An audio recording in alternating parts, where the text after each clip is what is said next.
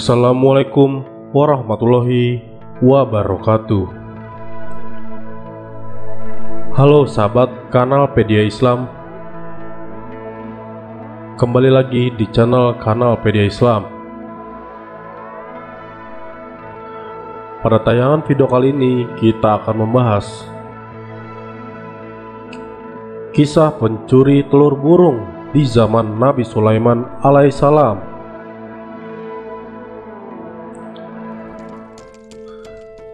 Banyak pelajaran yang bisa diambil dari kisah Nabi Sulaiman ini. Allah Subhanahu wa Ta'ala menganugerahkan kelebihan kepada setiap para nabinya. Salah satu yang dianugerahkan mujizatnya yaitu Nabi Sulaiman alaihissalam. Nabi Sulaiman adalah putra dari Nabi Daud alaihissalam yang memiliki sikap bijaksana. Daud merupakan raja Israel yang bijaksana dan Nabi Allah Subhanahu wa Ta'ala yang mulia. Nabi Sulaiman mewarisi sikap bijaksana dari ayahnya yang mampu memimpin suatu kerajaan besar.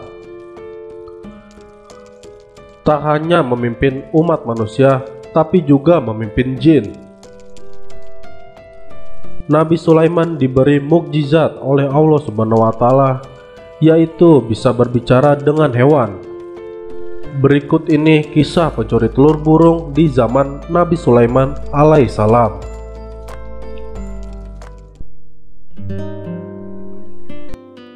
Informasi atau opini terkadang membuat kita berdetak kagum dan bangga dengan info tersebut.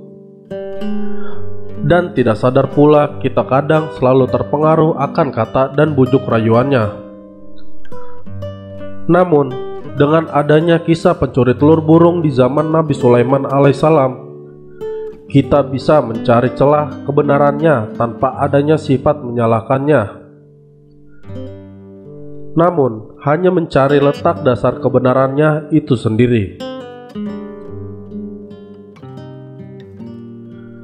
Kisah pencuri telur burung di zaman Nabi Sulaiman alaihissalam mengajak kita untuk berpikir untuk menambah khazanah keilmuan kita. Dengan adanya kajian tentangnya, kita mengerti yang benar dan yang salah. Jadikan momentum ini untuk menguatkan kita. Dan pastikan pula kita selalu mawas diri dalam menghadapi setiap problematik kehidupan kita. Dan selalu berhati-hati dalam menyikapi segala sesuatu.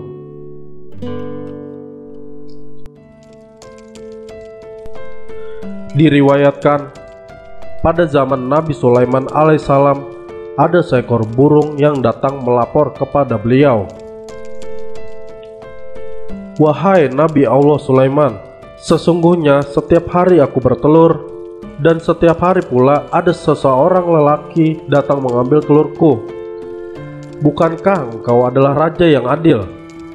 Maka tunjukkanlah keadilanmu kepadaku." Nabi Sulaiman pun menjawab, "Baiklah burung, aku akan memerintahkan 2 jin untuk menjaga sarangmu, agar telurmu tidak lagi dicuri." Setelah beberapa saat berlalu, si burung kembali menemui Nabi Sulaiman alaihissalam dengan wajah tampak kesal. "Wahai Nabi Allah Sulaiman, telurku masih tetap saja dicuri." Nabi Sulaiman pun menjawab, "Bagaimana mungkin? Bukankah aku telah memerintahkan 2 jin untuk menjaga telur-telurmu? Kalau begitu, panggil 2 jin yang aku perintahkan menjaga sarang burung itu." Tak berselang lama, jin pun mendatangi Nabi Sulaiman. Nabi Sulaiman pun bertanya kepada jin itu, "Bukankah aku telah memerintahkan kalian untuk menjaga sarang burung ini agar telurnya tidak dicuri?" 2 jin menjawab, "Benar, wahai tuanku." "Lantas, kenapa telurnya masih juga hilang? Tanya Nabi Sulaiman dengan nada mulai naik. Dua jin pun menjawab dengan ketakutan. Maafkan kami Tuan, kami tidak bisa menjaga telur burung ini, karena setiap kali orang yang mengambil telurnya datang, setiap kali itu pula datang dua malaikat yang menyingkirkan kami. Nabi Sulaiman bertanya keheranan, benarkah yang kalian katakan? Dua jin pun menjawab, benar Tuan. Nabi Sulaiman pun menjawab, kalau begitu panggil laki-laki itu dan bawa dia ke hadapanku. Tak berselang lama, si laki-laki itu pun dibawa ke hadapan Nabi Sulaiman.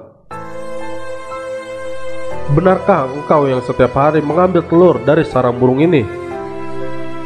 Lelaki pun menjawab dengan santainya, benar.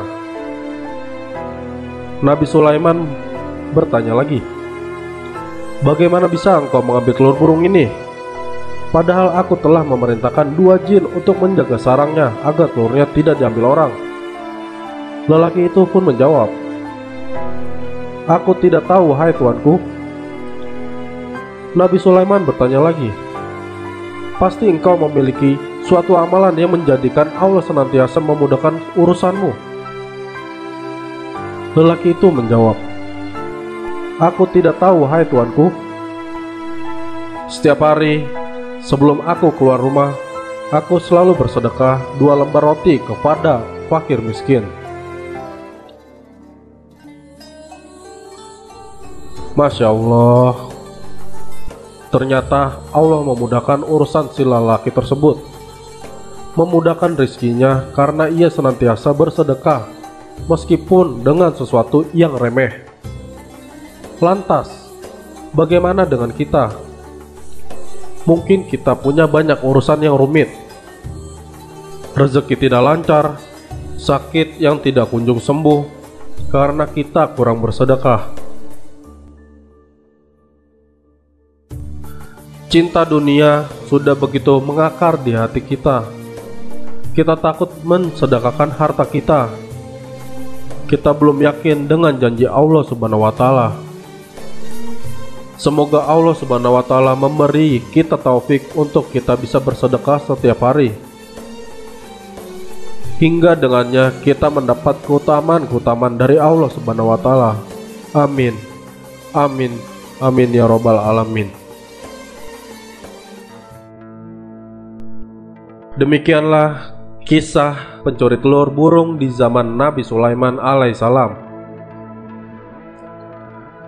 Semoga dari adanya konten ini menjadi pelajaran untuk kita semua dan bermanfaat serta menambah wawasan untuk kita semua. Apabila kalian suka dengan konten ini, kalian bisa like, komen, dan subscribe. Dan jangan lupa di-share ke grup WhatsApp keluarga kalian. Demikian, wassalamualaikum warahmatullahi wabarakatuh. Assalamualaikum warahmatullahi wabarakatuh. Halo semuanya. Kisah legenda tinju Mike Tyson mendapatkan hidayah. Mike Tyson, seorang petinju yang dikenal dengan julukan si leher besar itu, sangat digemari banyak orang di masa kejayaannya. Setelah legenda tinju Muhammad Ali meninggal, sebuah pertarungan tinju dunia kelas berat meredup. Maka Tysonlah yang membangkitkan semuanya. Ternyata seorang Tyson sendiri memiliki masalah yang kelam. Namun di saat bulan suci Ramadan datang, Tyson menampilkan sisi lain dari hidupnya yang penuh kasih dan cinta.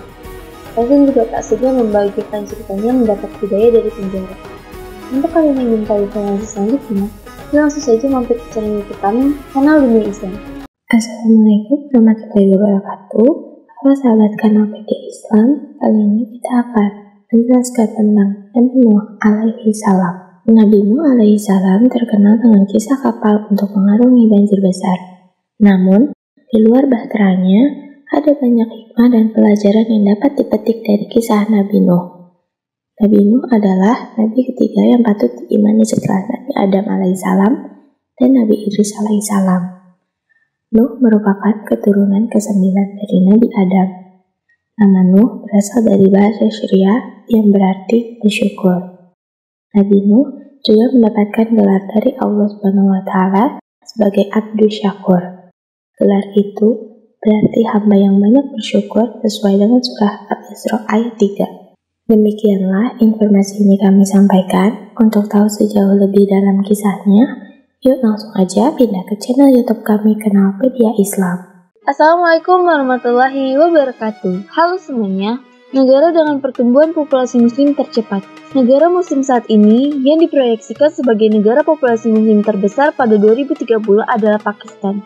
Namun di benua India, ada negara yang populasi muslimnya juga diprediksikan meningkat, yaitu meski minoritas di sana, India. Pertumbuhannya hingga 16% pada 2030. Di antara populasi muslim yang tumbuh paling cepat di kawasan Asia Pasifik adalah Selandia Baru dan Australia. Keduanya didorong masuknya imigran baru. Sementara Afghanistan juga meningkat, hanya bedanya didorong tingkat kesuburan yang lebih tinggi dari rata-rata negara muslim lainnya. Amerika, Kanada, Argentina, Rusia, Cina, dan Israel. Untuk kalian yang ingin tahu informasi selanjutnya, yuk langsung saja mampir ke channel YouTube kami, Kanal Dunia Islam.